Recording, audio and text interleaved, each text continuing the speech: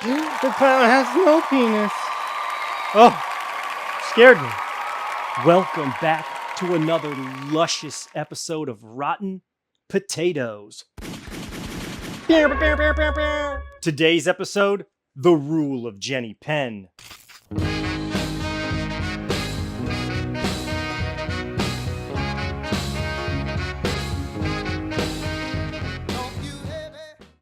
Make sure you guys like and subscribe to the channel. Comment on the video below what you want to see from the channel, what types of content, what types of movies you want us to cover, anything. We love to hear from you. Also, make sure to catch me over on TikTok. I'm over there with all you groovy guys and groovy gals. Remember, this is a spoiler-free episode. I want you to be able to enjoy this video as well as the film later on, so don't worry about the film's ending being ruined. That's not going to happen here. Let's stop wasting time with all this chit-chat and get into it.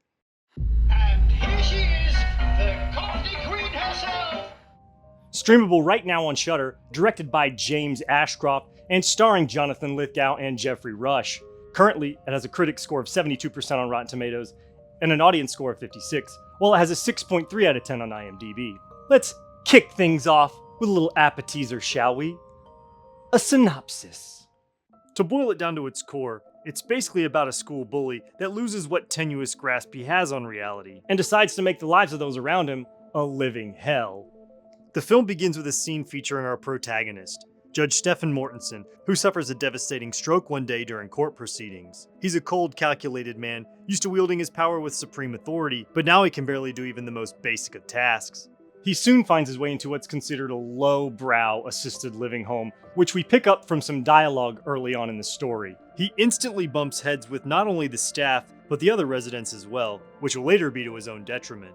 It really puts him in the opposite position that we see him in just the scene prior when he's deliberating before his stroke. After spending a few days getting a little more down about his situation, he bumps into the antagonist of our film. Enter Dan Creeley, played by our boy John Lithgow. He's a former groundskeeper of this assisted living home who's now a patient there. Think of him as like the Tobin Bell in the Saw movies, but a little less home in the mental department, if you catch my drift. He rocks these blue contacts that are absolutely gnarly, and they make him look terrifying. He's 100% deranged at times in this, and I'm absolutely there for it. Rush's character immediately draws the ire of Dan Creeley, despite the fact that he's told by residents to steer absolutely clear of this psychopath. It wouldn't take anyone telling me to steer clear of the crazy-looking guy with a doll on his hand.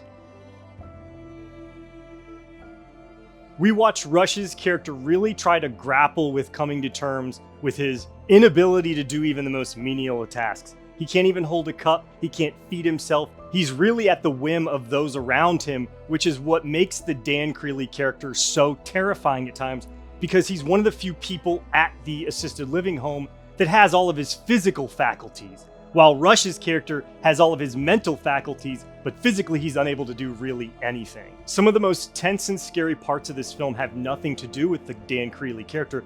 As creepy as he is, and as much chaos as he drives into the situation, a lot of it is really about Rush's struggle to come to terms with his current situation. They really drive that home. That's why that first scene is so important. That's when you see him at his most critically powerful point, where he's really admonishing this woman for putting her kids in this situation. And later in the film, they really drive that sort of point home, where now he needs to help the residents of this home deal with this Dan Creeley character. Like our last film, Presence, this is a really different type of horror film. It's less about the slasher film type scares and these standard horror elements, and I would actually probably qualify this as more of a suspense or a thriller because of how it really drives home the agony of growing old. So you might be asking, what is the rule of Jenny Penn exactly? Well, in essence, it's a game. When Dan Creeley gets pissed off at a person, or he's bored, or just wants to do something manic and crazy, he'll whip out this little creepy doll and basically use it to abuse the residents. Most of them, like Rush's character, can't really protect themselves. You add in the fact that the nursing home is sort of a little bit of a low budget one. It's not the nicest one. So the staff's not as kind. They're not as willing to lend an ear at times. They almost seem distant and deflective almost of Rush's complaints throughout the film, which is why it becomes all the more terrifying. You're sort of stuck in this cycle of abuse, elder abuse in this case. And in terms of watching that from the audience, it's tough to not want to look away. I pride myself on being able to stomach some of the most difficult to watch horror films on the planet. You know, Serbian Film, August Underground, Human Centipede. There's some gnarly, those are some gross films, some visceral films, some gory films. And while these scares feel the complete polar opposite, I still found myself struggling not to look away. The film creating a distinctly different type of fear, born from depraved acts of humiliation, more so than blood-splattering violence, but equally effective to say the least. To quote Rush's character from earlier in the film, where there are no lions, the hyenas will rule, indicating a good comparison for the Creeley character. It's an altogether different type of horror movie, less about the physical torment and more about the mental anguish that these residents have to go through. And we really see that encapsulated in the Stephen Mortensen character. You do really seem entirely absent of any positive attributes. The human equivalent of dried up husk of dog excrement. My favorite part of the film, though, is without a doubt the sound design. It's pretty incredible, especially for a horror thriller or a lower budget genre film. They use these mundane Foley sounds in such a creative way by introducing them into the story at times in almost aggressive, sharp tones where it really helps just infuse the viewer in certain scenes and drive home tense, climactic actions. It might be better than Presence. I'd have to go back and rewatch this as well as Presence again, but it's a close second in terms of the genre films and the sound design. It's just quite incredible, to be honest. Now, obviously, it can't all be good. There's some bad here. It loses some points for its pacing. It seems to struggle at times to understand what it wants to show the viewer and which part of the story it's trying to disseminate. Also, I thought it left a lot to be explored with Stephen's mental state. I wanted to see him sort of break down naturally and start to question whether or not the things that Dan is doing to him are real or not. Are the things that he's seeing happen to the other residents, are those real or not? They could have used that in such a massive way to really draw home the tension in this film. And while they do use some of that, it's not done to the extent that it could have been done. And I won't lie, it lost at least a few points for some of the scariest shower scenes since Psycho.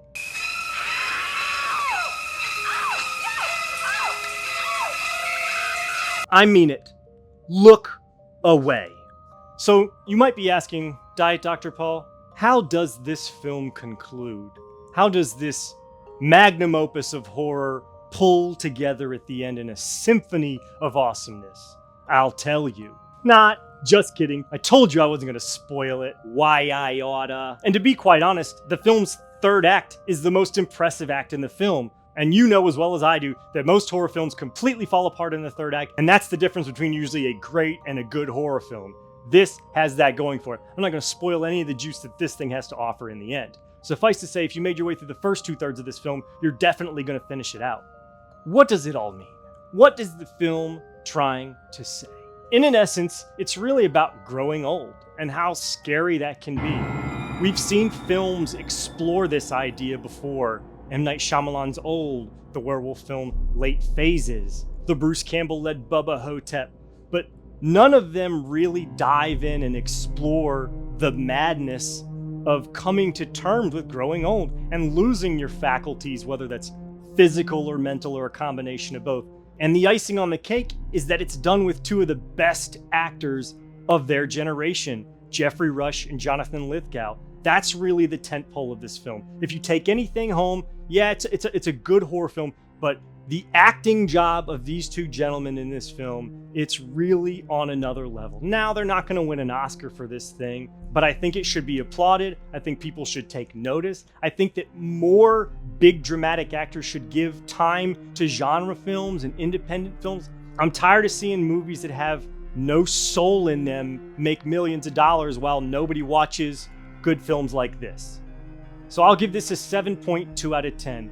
Fans of meta horror and more of the slow burn films like Changeling or Session 9, if you like those types of horror films, then this is going to be right up your alley. If you're in line for something that's a little more standard, a little more action oriented, this might not be your total cup of tea, but maybe give it a chance anywhere. It's probably right there on the line. But what do you guys think? Please comment below. I would love to hear what you guys think. Your ideas for shows and episodes, anything you want to see at this channel. We'd love to hear from you. Make sure you like, subscribe, comment. Catch us over on TikTok And we'll see you at the movies. Kill